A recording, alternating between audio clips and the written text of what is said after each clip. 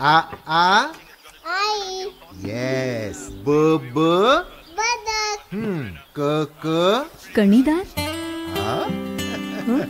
ख ख खमंग.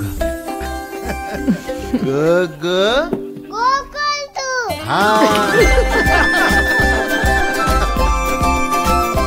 अगदी घरच्यासारखं.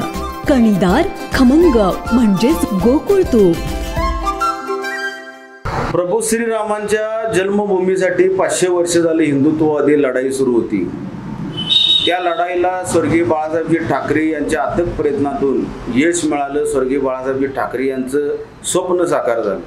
आणि अशा मंगल समयी भारतवासियांनी असो किंवा कोल्हापूर शहरवासियांनी असो, आपल्या शहरामध्ये मांस, मच्छी व मद्य हे बाजूला करून त्या दिवशी पूर्णपणे शाकाहार घेऊन प्रभू रामचंद्रांना खऱ्या अर्थाने पुष्प वाहिलं पाहिजे.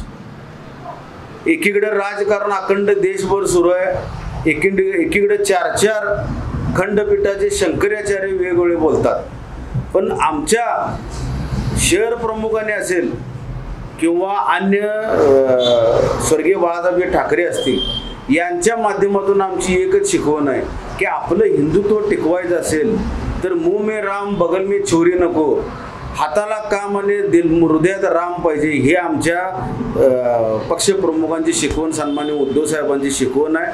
त्या शिकवणीनुसार आपण हे मांस, मच्छी व मद्य वर्ज करावं हे आपणा शहरवासियांना, मी शहरप्रमुखांना त्याने विनंती करतो.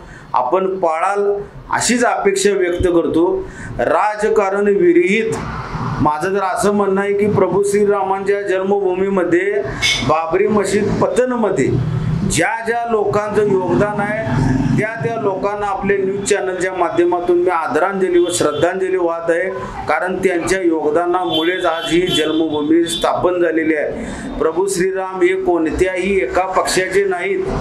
प्रभू श्रीराम हे कोणत्याही पक्षाची प्रॉपर्टी नाही किंवा 7/12 नाही. प्रभू श्रीराम हे अखंड हिंदुस्थानाचे आहेत. आणि त्या ठिकाणी बलिदान देणाऱ्या नेत्यांना किंवा त्या ठिकाणी बलिदान देणाऱ्या कारसेवकांना आम्ही आज शिवसेनेच्या वतीने श्रद्धांजली अर्पित करत आहोत. व येणाऱ्या काळामध्ये प्रभू श्रीरामच खरे त्यांचे वंशज किंवा खरे वारसदार कोण असतील किंवा रामराज्य कसं चालवावं ही जनता येणाऱ्या 2024 मध्ये त्यांना दाखवून देईल.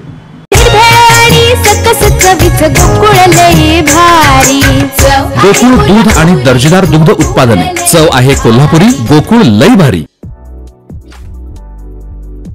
ताज्या घडामोडींसाठी RK न्यूजच्या YouTube चॅनेलला सबस्क्राईब करा आणि बेल आयकॉनला क्लिक करायला विसरू नका.